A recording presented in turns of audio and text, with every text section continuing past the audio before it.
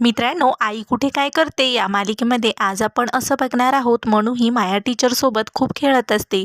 तर मनूला आशुतोष घ्यायला येतो. तर मनू म्हणत असते, नाही मला माया टीचर सोबत परत खेळायचंय.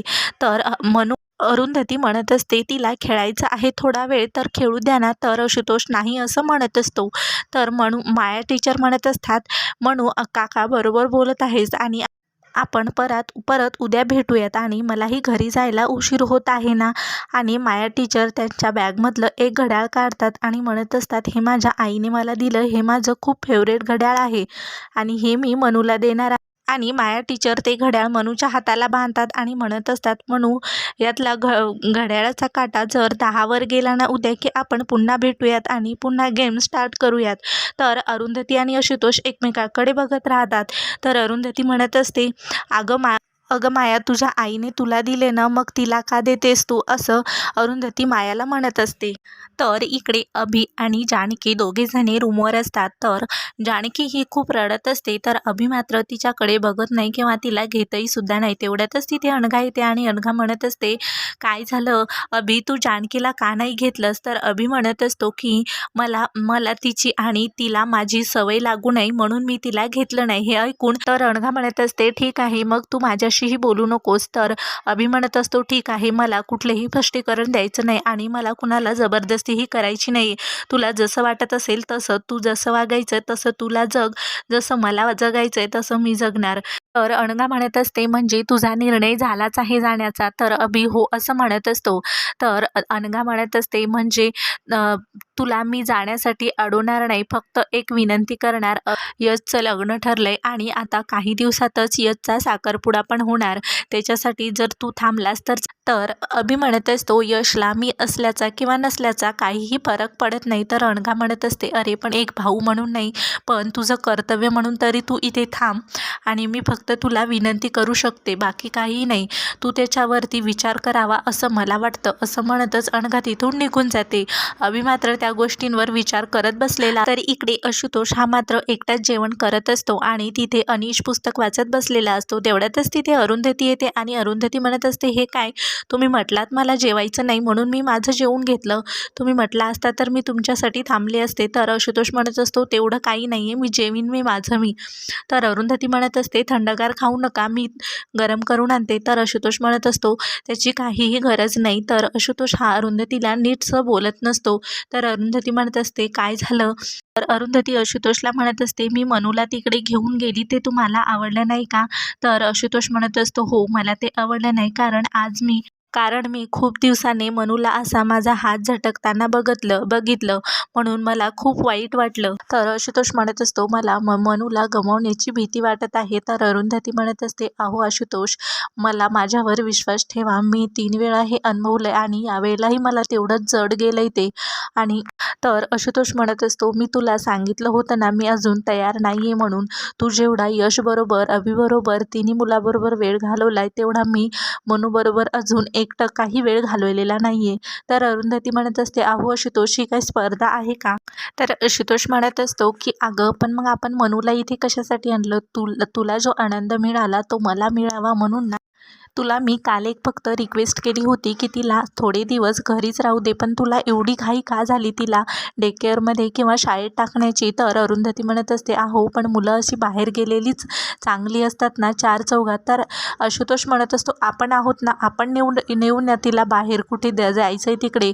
तर नाही समजू शकणार, कारण काल तू होतीस म्हणून थोडं मला समाधान वाटत होतं, पण उद्यापासून तर तूही तिच्यासोबत नसणार आहे. अरुंधती म्हणत असते, माझ्यावर विश्वास ठेवा आशुतोष, मी पूर्ण चौकशी केली आणि मनूलाही तिथे आवडलंय, पूर्णपणे सेफमध्ये आहे. तर आशुतोष म्हणत असतो, नाही, मनू आल्यापासून फक्त ती माया करत आहे आणि मला माझ्या मुलीचं असं प्रेम कुणाबरोबरही शेअर करायचं नाहीये आणि आपण मनूला दत्तक घेऊ शकत नाही, फक्त आपण तिचा सांभाळ करू शकतो आणि तिला जर दुसरं चांगलीकडे जर आवडलं तर आपल्याला ती सोडून जाईल, आपण मनूला कायमचं गमावून बसू. अरुंधती तर इकडे मात्र यश एकटाच बसलेला असतो आणि तिथे यशला सर्व काही आजीचं बोलणं आठवत असते. आजी यशच्या आणि आरोहीच्या लग्नाला विरोध करत असतात. हे सर्व काही यशला आठवत असतं. तेवढ्यातच तिथे अभि येतो आणि अभि यशला परमिशन घेऊन म्हणत असतो, मी बसू का इथे?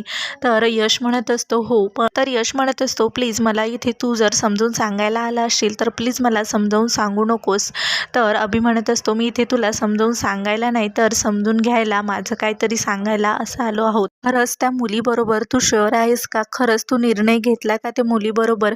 मी त्या मुलीला विरोध करतच नाही आहे आणि आजीसारखा जुन्या विचाराचा नाही आहे आणि तुझ्यासारखा मॉडर्न विचाराचा सुद्धा नाही आहे. तर यश म्हणत असतो, मी मध्यमवर्गीय आहे. तर यश म्हणत असतो, या विचाराला स्वार्थी असं म्हणत नाही आहेत का? तर अभि म्हणत असतो, स्वतःचा विचार करणं चुकीचं आहे का? तर यश म्हणत असतो, स्वतःचा विचार करणं चुकीचा नाही, फक्त स्वतःचा विचार करणं हे चुकीचं आहे. तर अभि म्हणत असतो, मला माहिती आहे तू काय विषय बोलतोस, पण त्या विषयावर आपण न बोललेलंच बरं. तर यश म्हणत असतो, हो खरंच आपण न बोललेलंच बरं, असं म्हणून यश तिथून उठतो. तर अभि म्हणत असतो, प्लीज अभि, यश ऐक ना, तू तसा नाही आहेस. पहिल्यापासून तू स्वतःचा विचार न करता दुसऱ्यांचा विचार करत असतो आणि स्वतःच हर्ट होतो आणि म्हणूनच तू तुझं सुख न बघता आरोहीचं सुख बघत आहेत आणि संसार करण्यासाठी तेवढं सुख पुरेसं नाहीये. तर यश म्हणत असतो, तू याविषयी माझ्याशी आणि आरुषी कधी बोललायस आणि किती वेळा बोललायस? तर अभि म्हणत असतो, हो मला मान्य आहे की मी तुझ्याबरोबर मी आजकाल जास्त वेळ नाही बोलत. तर अभि म्हणत असतो, अरे पण तू आणि ईशा बोलत असता की? तर यश म्हणत असतो, तुला माहिती आहे का आमच्यामध्ये काय भांडण झालं ते? तर अभि हो असं म्हणत असतो आणि अभि म्हणत असतो, हे बघ यश, आई बाबानंतर तुझी जबाबदारी माझी असणार आहे. मी मोठा भाऊ आहे तुझा आणि तिसरा पॅरेंट्स म्हणून मी तुला एक सांगत आहे की तू तुझ्या सुखासाठी करत आहेस ना, आरोहीच्या सुखासाठी करत नाही आहेस ना? त्याचं उत्तर जर हो असेल तरच आनंदाने कर तू हे लग्न सर्व काही, आणि त्याचं उत्तर जर नाही असेल तर प्लीज हे लग्न करू नकोस. तर अभिचं आणि यशचं बोलणं आरोही ऐकत असते आणि अभि म्हणत असतो, याच्यामध्ये जर तू परत याच्यामध्ये माणूस एकदा अडकला ना तर मागे येता येत नाही. प्लीज विचार कर आणि तू नाही तर तुझाही दुसरा अभि होऊन बसेल. हे सर्व काही बोलणं अनघा ऐकत असते. तर इकडे अरुंधती ही आशुतोषला समजावून सांगत असते आणि आशुतोषला म्हणत असते, अहो आशुतोष, असा विचार का करताय तुम्ही? मला मान्य आहे तुमचं मनूवर खूप प्रेम आहे, पण संस्कार हे घरात बसून नाहीत होत, शाळेत गेल्याच्या नंतरच होतात आणि ती मुले बाहेर गेल्याच्या नंतर ती तिचे मित्र बनवेल आणि असा स्वार्थीपणा करून नाही चालणार आपल्या. आशुतोष म्हणत असतो, तुम्हाला स्वार्थी म्हणत आहेस ना तर चालेल, मी माझ्या कुटुंबाच्या बाबतीत स्वार्थी आहेच. ठीक आहे, तुला मनूला शाळेत टाकायचंच आहे ना, तर मनूला जर काही झालं तर सर्व काही जबाबदारी ही तुझी. हे ऐकून अरुंधतीला खूप मोठा धक्का बसतो. तर आशुतोष तिथून राग निघून जातो. तर अनिश म्हणत असतो, चाचू असा आवाज देत असतो. तर अनिश हा अरुंधतीला म्हणत असतो, मॅम तुम्ही त्याच्या बोलण्याचं वाईट वाटून नका घेऊ, मी बोलेल त्याच्याशी, तो रागाच्या भरात बोलला, त्याला तसं म्हणायचं नव्हतं. तर अरुंधती म्हणत असते, मला त्याचीच तर भीती वाटत आहे. माणूस रागाच्या भरामध्ये खरं काय आहे ते बोलत असतो आणि अरुंधती खूप टेन्शनमध्ये येते. तर इकडे अनिरुद्ध आणि आप्पा हे दोघेजणही बसलेले असतात. आप्पा पुस्तक वाचत असतात तर अनिरुद्ध हा संजनाचा विचार करत असतो. तर आप्पा अनिरुद्धला म्हणत असतात, अनिरुद्ध चल, तुला झोप येत नाहीये का? तर अनिरुद्धचं मात्र लक्ष नसतं. तर अनिरुद्ध म्हणत असतो, काय आप्पा, काही हवंय का तुम्हाला? तर आप्पा म्हणत असतात, हो मला माझ्या प्रश्नाचं उत्तर हवंय.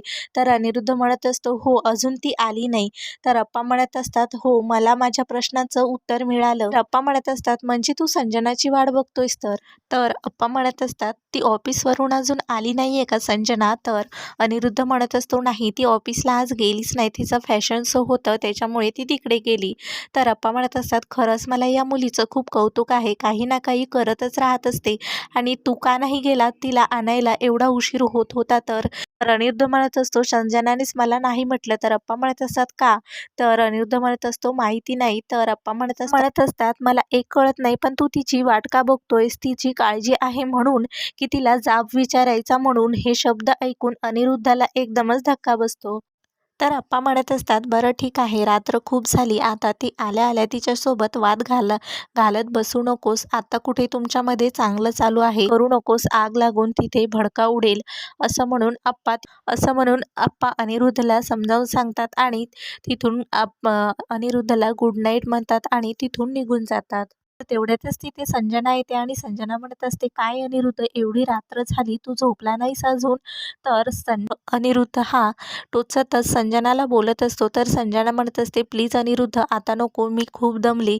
तर अनिरुद्ध म्हणत असतो, दमायला तर होणारच ना, तरुण मुलांसोबत दिवसभर खांद्याला खांदा लावून गप्पा गोष्टी केल्यात. तर अनिरुद्ध म्हणत असतो, तू मला सकाळी सोयीस्करपणे का नाही सांगितलंस की फॅशन शोमध्ये पुरुष पण आहेत? तर संजना म्हणत असते, त्याला काय फरक पडतो, पुरुष असो की महिला असो, आणि ती माणसं प्रोफेशनल आहेत. तर संजना म्हणत असतो, अगं पण तीच प्रोफेशनल माणसं तुझ्या पाठीमागे तुला काय बोलतात याचं माहिती आहे का तुला? तर संजना म्हणत असते, म्हणजे तू यावेळेसही माझा पाठलाग केलात? तर अनिरुद्ध हो असं म्हणत असतो. तर पुढील भागामध्ये अभि म्हणत असतो, अनघा, मी छकुलीची बॅग भरून ठेवली. तर अनघा म्हणत असते, आज छकुली माझ्याबरोबर येणार नाही, आजीबरोबर आणि आप्पाबरोबर घरीच थांबणार आहे. तर अभि म्हणत असतो, आधी मला सांगितलं असतं तर मी थांबलो असतो. तर अनघा म्हणत असते की तू तिला नसल्याची सवय लावतोस ना. तर तेवढ्यातच तर संजना म्हणत असते, चल अनघा. तर अनिरुद्ध म्हणत असतो, संजना, आपण दोघं सोबत जाऊयात. तर संजना म्हणत असते, मी आणि अनघा सोबत जाणार आहोत, आम्हाला थोडंसं पर्सनली बोलायचं आहे. तर आजी म्हणत असतात, असं काय पर्सनल आहे की जे तुम्ही आमच्यासमोर बोलू शकत ना? तर अनघा म्हणत असते, यशच्या साखरपुड्याला साफ विरोध असतो. तर अशीच अपडेट बघण्यासाठी तुम्ही चॅनलला अजूनही सबस्क्राईब नसेल केलं तर चॅनलला सबस्क्राईब करा.